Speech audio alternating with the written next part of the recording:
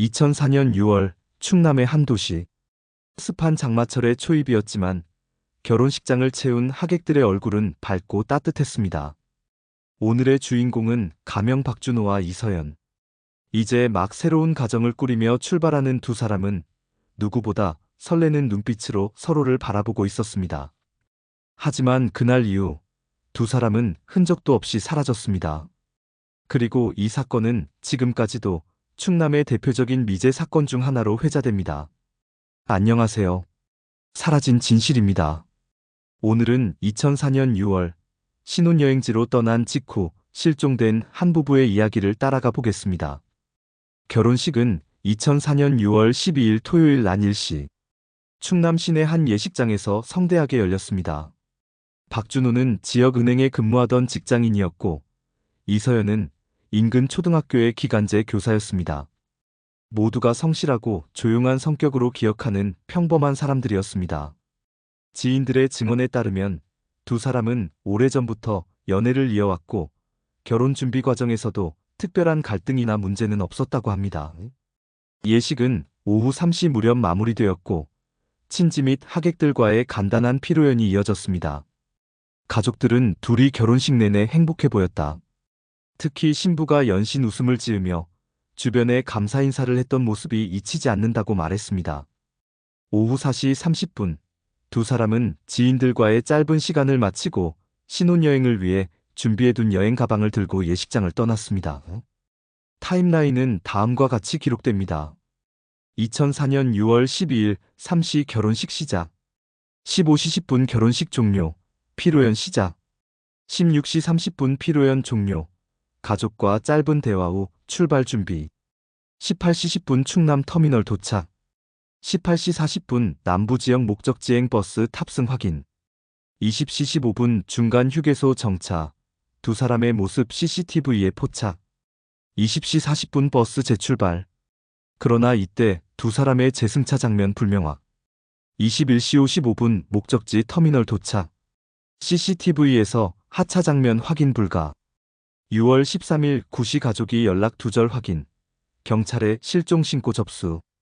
가족의 증언은 당시 상황의 긴박함을 잘 보여줍니다. 신부의 어머니는 밤늦게라도 잘 도착했다는 연락을 할 줄 알았다. 그런데 새벽이 되도록 연락이 없자 가슴이 철렁 내려앉았다고 회상했습니다. 신랑의 형은 새벽 2시 무렵 동생의 휴대전화로 전화를 걸었지만 전원이 꺼져 있습니다라는 메시지만 반복되었다고 합니다. 경찰은 즉각 수색에 착수했습니다. 먼저 목적지 터미널 CCTV와 매표소 기록을 확인했지만 부부의 흔적은 없었습니다. 숙소로 예약했던 펜션 측은 예약자는 맞지만 체크인 기록이 없다고 밝혔습니다. 경찰은 혹시 부부가 개인적으로 계획을 바꿔 다른 숙소로 향했을 가능성을 확인하기 위해 주변 숙박업소 20여 곳을 수소문했지만 어디에서도 그들의 이름이나 모습은 발견되지 않았습니다. 언론은 사건 발생 사흘째인 6월 15일 처음 보도했습니다. 신혼여행을 떠난 지 하루 만에 연락이 끊기고 가족의 신고로 수사가 시작된 미스터리한 실종. 지역 신문은 이를 충남발 신혼부부 실종으로 크게 다뤘고 중앙방송사들도 뒤이어 사건을 보도했습니다. 다만 보도의 뉘앙스는 서로 달랐습니다. 일부 방송은 단순 가출 가능성을 강조하며 신혼부부가 자의적으로 사라졌을 수도 있다는 시각을 내비쳤습니다. 반면 지역 언론은 납치 혹은 범죄 개입 가능성을 더 크게 다루며 불안감을 조성했습니다. 가족들은 방송에 나와 억울함을 토로했습니다. 신부의 아버지는 인터뷰에서 이렇게 말했습니다. 우리 딸은 평생 책임감 있게 살아왔다. 가정을 꾸리기 위해 애써온 아이가 도망칠 이유가 없다. 부디 아이들을 찾아달라. 이 간절한 목소리는 시청자들에게 강한 인상을 남겼지만 사건 해결에는 별다른 진전을 주지 못했습니다. 그러던 중 사건 발생 열흘째인 6월 22일 경찰은 중요한 단서를 발견합니다. 버스가 중간에 들렀던 휴게소 CCTV에 부부의 모습이 또렷하게 찍혀 있었습니다. 저녁 8시 15분 부부는 나란히 내려 간식을 사 먹으며 잠시 산책하는 모습이 포착됐습니다. 그러나 기이한 점은 그 다음 장면이었습니다. 버스가 20여 분 후 다시 출발했을 때 두 사람이 차에 오르는 모습이 명확히 보이지 않았던 겁니다. 버스 기사와 승객들에게 수차례 확인했지만 젊은 부부가 다시 타는 모습은 잘 기억나지 않는다는 답변뿐이었습니다. 경찰은 혹시 두 사람이 휴게소에서 의도적으로 내린 뒤 다른 교통편을 이용했을 가능성을 검토했습니다.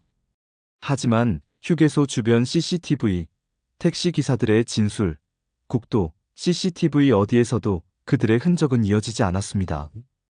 이때부터 계획적 잠적설과 범죄 개입설이 동시에 부각됩니다. 잠적설을 주장하는 이들은 혹시 빚이나 숨겨진 갈등이 있었던 게 아니냐는 의문을 제기했습니다. 하지만 가족과 지인들은 이를 강하게 부인했습니다. 신부의 절친은 서연이는 며칠 전까지도 신혼집 꾸미기에 들떠 있었다. 새 가구 이야기만 해도 눈이 반짝였다고 증언했습니다.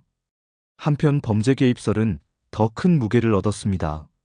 만약 부부가 휴게소에서 낯선 누군가를 만났다면 혹은 차량에 태워졌다면 이후 행적이 감쪽같이 사라진 이유를 설명할 수 있다는 겁니다. 그러나 이를 뒷받침할 목격자나 물증은 발견되지 않았습니다. 사건 이후 여러 차례 가짜 제보가 이어졌습니다. 2004년 7월 경찰은 익명의 전화를 받습니다. 전라도 어느 항구에서 젊은 부부를 봤다는 내용이었습니다. 하지만 수사 결과 해당 부부는 전혀 다른 신혼부부로 확인되었습니다. 그 외에도 해외에서 닮은 사람을 목격했다는 제보가 2005년과 2006년에 이어졌지만 단 한 건도 사실로 확인되지 않았습니다. 오히려 가족들의 기대를 무너뜨리는 상처만 남겼습니다. 시간은 흘러 2014년 사건 발생 10주기를 맞아 일부 언론이 다시 이 사건을 조명했습니다. 이때 새로운 단서가 제시되지는 않았지만 당시 수사관의 인터뷰가 공개되었습니다. 그는 이렇게 말했습니다. 휴게소 CCTV는 분명 큰 열쇠였다. 하지만 화면 화질이 떨어지고 각도가 제한적이라 두 사람이 버스에 오르지 않은 것이 확정인지 단순히 사각지대였는지 단언할 수 없었다. 결국 이 모호함이 사건을 더 깊은 미궁으로 몰아넣은 셈입니다. 2020년대 들어 과학수사의 발전으로 다시 한번 사건이 재검토되었습니다. 경찰은 휴대전화 기지국 기록을 디지털 방식으로 재분석했습니다. 결과는 충남에서 버스를 타기 전까지의 신호만 남아 있었고 이후의 기록은 전혀 확인되지 않았습니다. 이는 두 사람이 휴게소 이후 휴대전화를 꺼두었거나 강제로 꺼지게 되었음을 의미합니다. 오늘 이야기는 여기까지입니다. 평범한 신혼부부가 결혼식 다음 날 갑자기 자취를 감춘 이 사건. 누군가는 단순한 잠적이라 말하고 또 누군가는 미해결 범죄라 추정합니다. 하지만 한 가지 확실한 건 두 사람의 가족에게는 아직 끝나지 않은 고통이 지금도 이어지고 있다는 점입니다. 혹시라도 당시 기억의 단편을 가지고 계신 분이 있다면 그것이 작게는 한 가족을, 크게는 우리 사회의 진실을 밝히는 중요한 열쇠가 될 수 있습니다. 저는 잊혀진 사건의 기록을 전하는 사라진 진실이었습니다. 구독과 알림 설정을 통해 앞으로도 세상에 남겨진 미스터리들을 함께 추적해 주시기 바랍니다. 감사합니다.